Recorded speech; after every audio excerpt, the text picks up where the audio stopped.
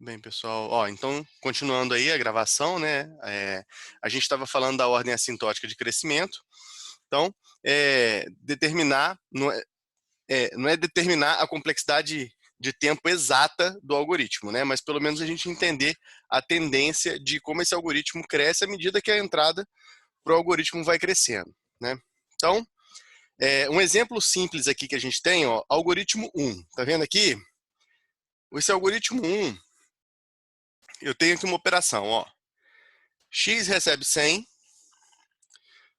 for i igual a 1 até n, j recebe j mais 1, se x maior que 50, então x recebe x mais 3. Esse é o algoritmo. Basicamente, ele tem, dentro do for, a gente vamos considerar duas atribuições, né?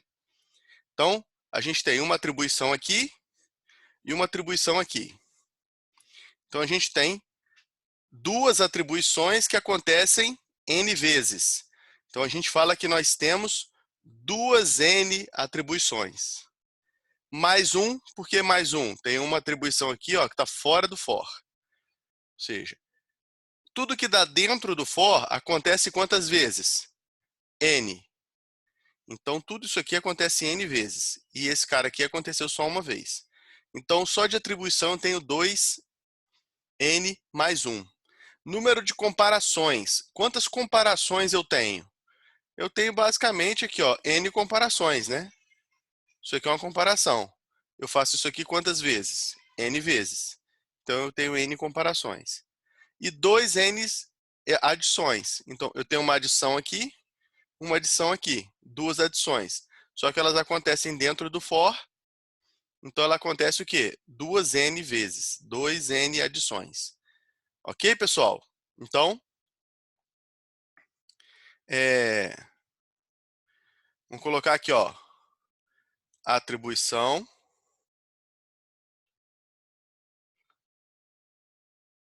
Isso aqui é uma adição.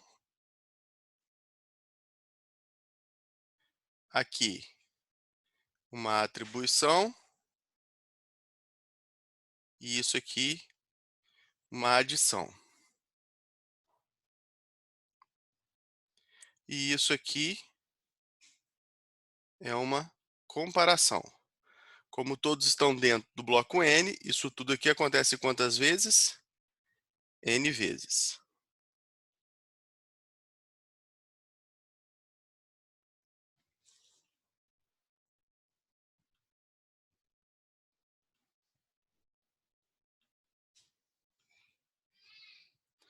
Minha grafia está perfeita, né? Mas vocês têm que dar um desconto aqui, que eu não tenho nem aquela canetinha aqui para fazer graça.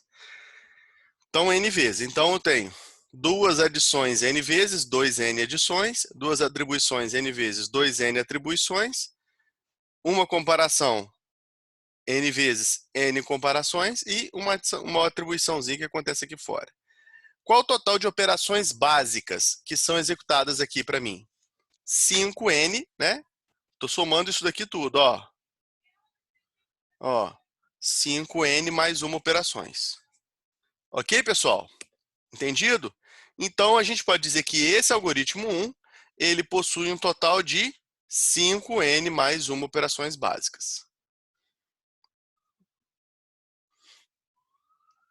O algoritmo 2, ó. Isso aqui é o quê? Uma atribuição.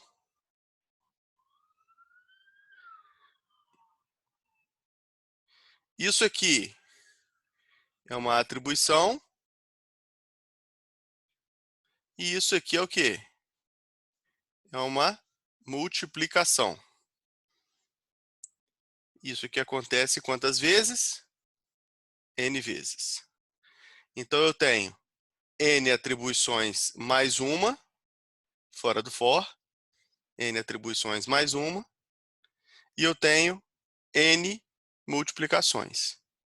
Então, quantas operações básicas? 2N mais 1.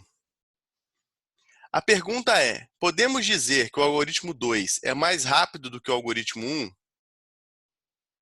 Né? Lembrando que aqui, ó, 2N mais 1 contra 5N mais 1. Não muito claro, depende do tempo que leva a adição, a atribuição e a multiplicação. Então, dependendo do tempo dessas operações básicas, esse aqui pode até ser pior do que o outro, né? Porque a gente não sabe quanto tempo leva. Então, não vale muito complicar a metodologia estimando constantes. Ao invés de calcularmos t de n exatamente, queremos apenas o quê? Cotas superiores, né, e inferiores, se for o melhor caso, né, para t de n, ignorando os fatores o quê? Constantes. Então, a ideia aqui é eu saber o seguinte: cota superior é o seguinte, é o pior caso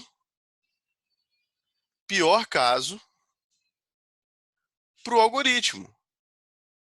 Ou seja, eu quero saber na pior circunstância onde que ele vai trabalhar. É essa ordem que eu estou preocupado. Eu não estou muito preocupado com fatores constantes, porque constante, isso varia muito. Então, assim, é difícil você definir.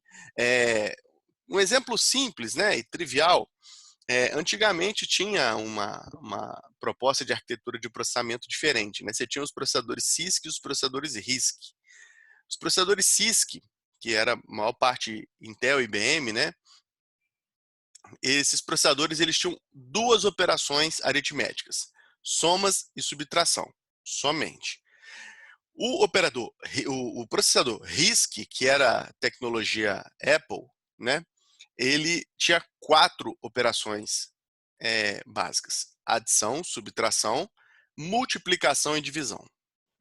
O que você ganhava ou perdia com isso? Pensa o seguinte: como que você faz uma multiplicação usando a operação de adição?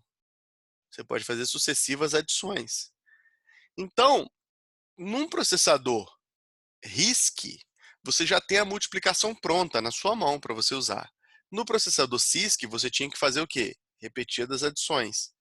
Então, para o processador RISC, ele era mais rápido porque ele já tinha a operação na mão dele, enquanto no CISC ele não tinha. Então, é isso que a gente está falando. Assim, é difícil você medir numa unidade de tempo tão pequena. Mais uma vez, o objetivo principal aqui não é estimar um cronômetro exato das coisas. É a gente conseguir identificar o comportamento do algoritmo. Como esse algoritmo se comporta nas circunstâncias que a gente apresenta para ele. Então, por isso que os constantes, muitas das vezes, não são tão relevantes. Então, quando a gente fala de limite superior, olha, informal. T de n, né? Pensa que esse aqui é o tempo de complexidade, a complexidade de tempo de um algoritmo qualquer, dado uma entrada n. É O de f de n, né? Se tem que T de n, cresce na maioria com a mesma magnitude que f de n. Então, T de n, ó, ele vai crescendo à medida que o O de n cresce também, né?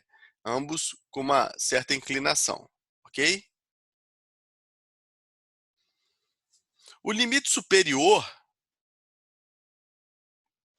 é dado na conta de um limite, onde você tem a complexidade de tempo do algoritmo apresentado sobre a função de n, né? Sendo menor ou igual a uma constante c.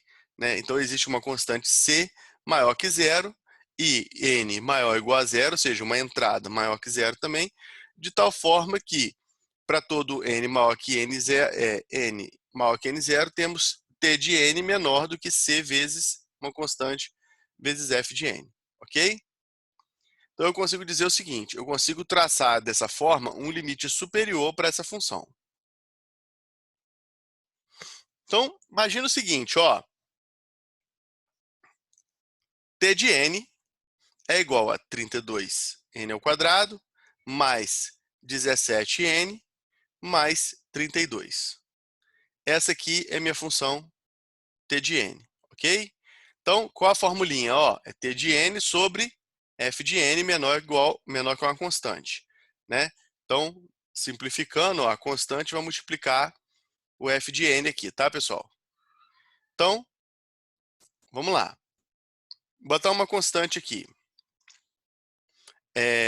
Existe uma conta também que a gente pode fazer para chegar nessa constante, tá? Mas eu vou tentar simplificar aqui a coisa.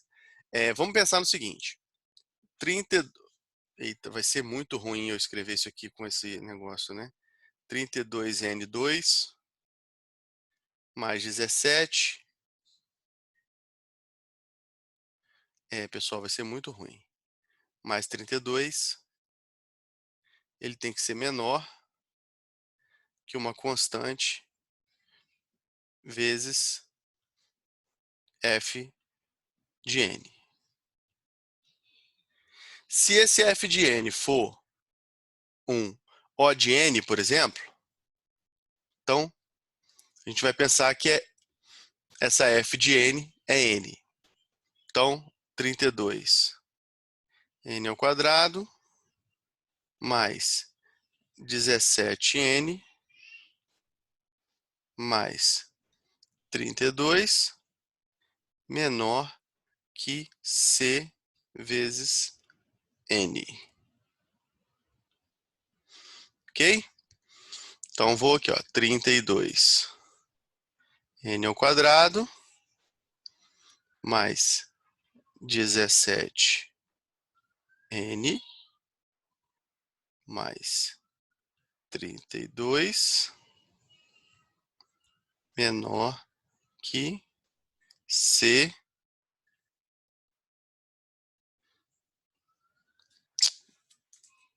Parei.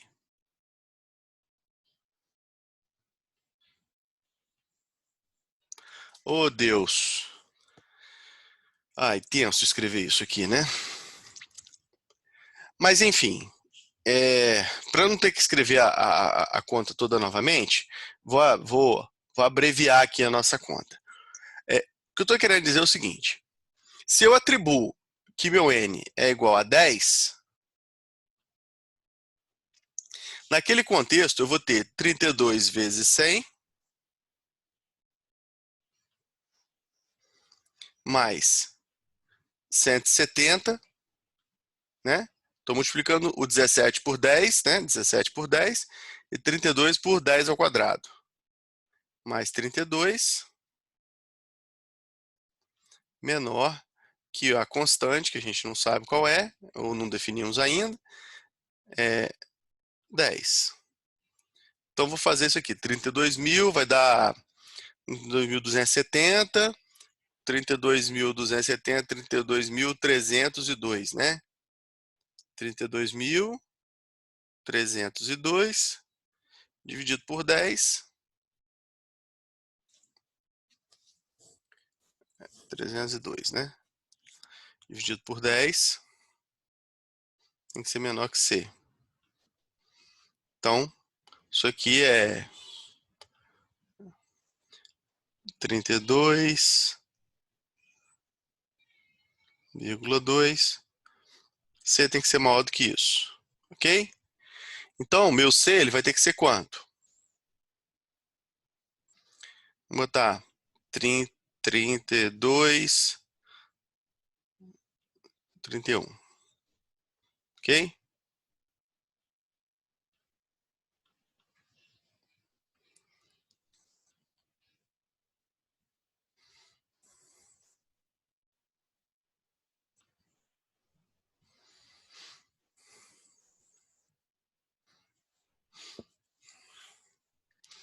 Agora, olha só, olha só.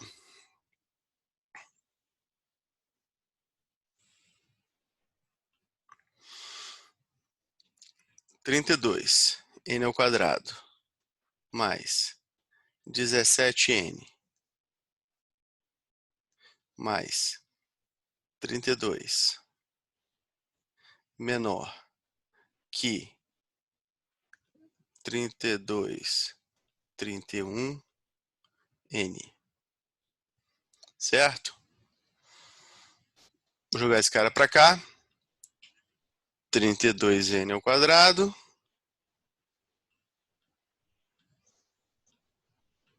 17n mais 32, 31 N tem que ser menor.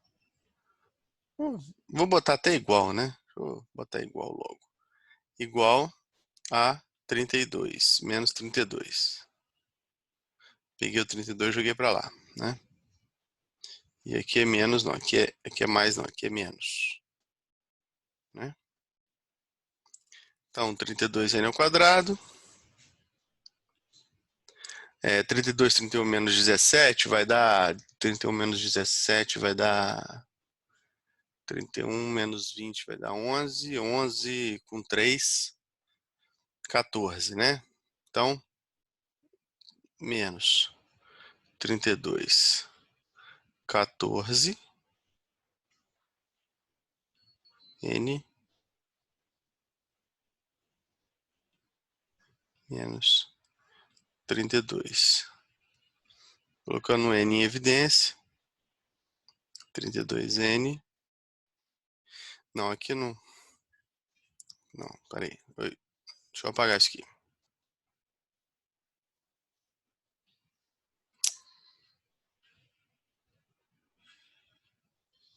Ai, Deus. É borracha, não é apagador. Ai, enfim, cansativo isso, né? Deixa eu ver, volta? Não volta. A questão é a seguinte. Em linhas gerais, deixa eu tentar simplificar aqui a conta. Pessoal, em termos gerais, a fatoração de conta é simples, né? Isso aqui é uma função de segundo grau. A gente vai aplicar ela nessa função aqui de limite para a gente saber qual seria o n possível, digamos assim, para uma constante definida, tá? Essa constante a gente pode definir previamente, né, um valor alto, ou a gente pode descobrir daquele jeito que a gente fez na primeira conta, que a gente chegou no valor de C, que foi 32,31, né? 31, né? 3.231, que foi o número que a gente achou. E aplicar isso na conta e no final das contas a gente conseguir fatorar, desenvolver isso daqui. Em linhas gerais, digamos o seguinte, olha só, se esse cara tem que ser menor do que uma constante qualquer vezes o f de n,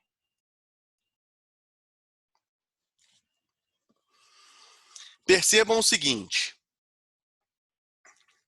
se meu n for 10, e aqui for uma constante vezes n, né? A partir do princípio que meu f de n é uma função linear, né? Um n puro. Vai ser uma constante vezes 10. E aqui esse 10 já dobrou, isso aqui já virou 100. Percebam que se meu n começar a crescer muito, independente do valor constante, vai chegar uma hora que esse cara vai estourar aqui. Olha o que eu estou querendo dizer, peraí. Imagina o seguinte, se meu n for 10, n igual a 10, eu estou dizendo o seguinte, que minha constante é 3.231, se meu n aqui for 10, eu vou ter 3.200 mais 170 mais 32. Ok? Tem que ser menor que quem? Que 3.231 vezes 10. Então, foi para 32.310. Aqui eu já estourei o limite, ó. 3.200 mais 170 vai dar 3.370 mais 32, 3.400 e pouco, né? Não é isso? 402. 3.030, não, peraí. 32.402. 32.402. Menor do que 32.310. Olha só, perceberam? Isso aqui já deu falso. Por quê? Porque se eu defino uma constante... Ah, Guilherme, mas você definiu uma constante baixa. Tá bom, quanto você quer a constante? Você quer uma constante de 100 mil? Pode botar uma constante de 100 mil, mas bota seu N como 10 mil. Isso aqui já vai estourar na primeira rodada. Porque 10 mil ao quadrado já vai estourar mais de 100 mil. Então, assim, o que eu estou querendo dizer é que O de N nunca vai ser limite superior para essa função.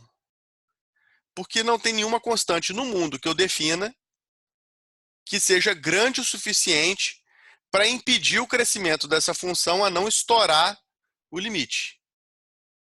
Então, esse cara aqui nunca será N, nunca. Agora, esses outros dois, vocês vão perceber que isso vai ser uma verdade. Por quê? Se eu usar a mesma constante e for N ao quadrado, ó, isso aqui já virou um 323 mil. Ok, isso aqui já se tornou o quê? Verdadeiro. Porque teve um zero a mais, né? Ao invés de multiplicar por 10, eu multipliquei por 100, que é o N ao quadrado. Então isso vai ser verdadeiro. Então vocês vão perceber que isso aqui vai ser sempre verdade. E se isso aqui vai ser verdade, isso aqui também vai ser verdade? Sim ou não? Sim, né, pessoal? Isso aqui é por uma... deixa eu ver se aqui tem uma... Ó, aqui é a resposta. Por que que... se ele é O de N2, por que que ele também é O de N3? Pensa o seguinte, pessoal. A gente está falando em limite o quê? Limite superior. Se eu digo que N ao quadrado, tá? Isso aqui é quadrado, tá, pessoal? N ao quadrado, né? O de N ao quadrado é meu limite superior, significa o seguinte: esse cara aqui ele está criando uma linha onde o meu algoritmo não consegue transpor. Ele vai estar sempre abaixo dessa linha, ok? E O de N3 é o quê? O de N3 é o quê? Ele é maior do que N2. Então a ideia é, se o algoritmo não consegue passar da barreira do N2, claro que ele não vai nunca chegar na barreira do N3. Então quando a gente está falando de limite superior, se ele é O de uma ordem mais baixa, consequentemente ele vai ser o quê? Também de uma ordem mais alta. Pessoal, isso aqui é uma pegadinha muito interessante para se aplicar em prova, tá? Tem muita gente que bota assim.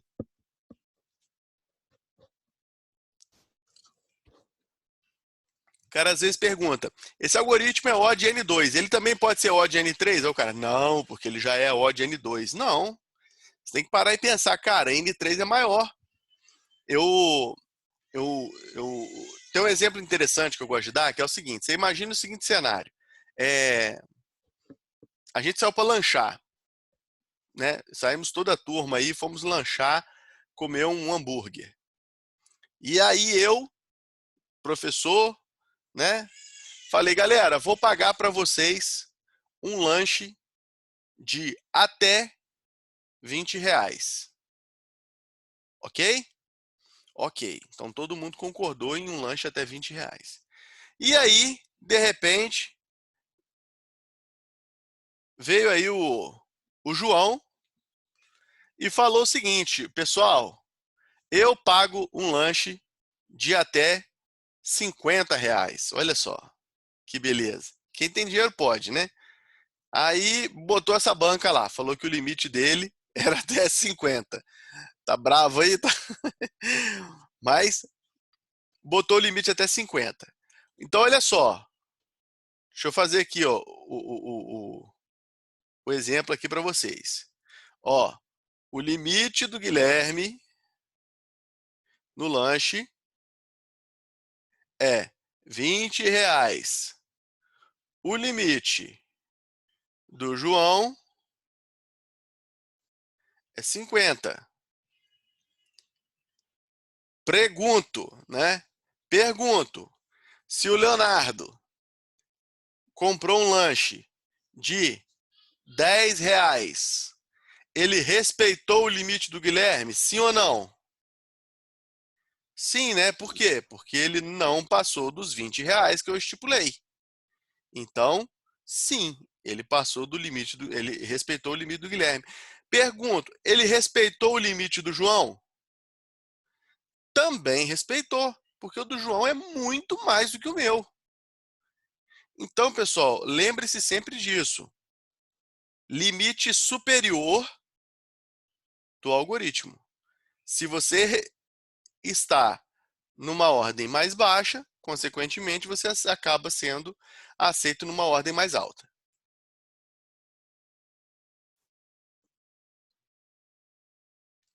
Pessoal, vamos ter que fazer uma outra pausa aí, por conta aí do Zoom. A gente já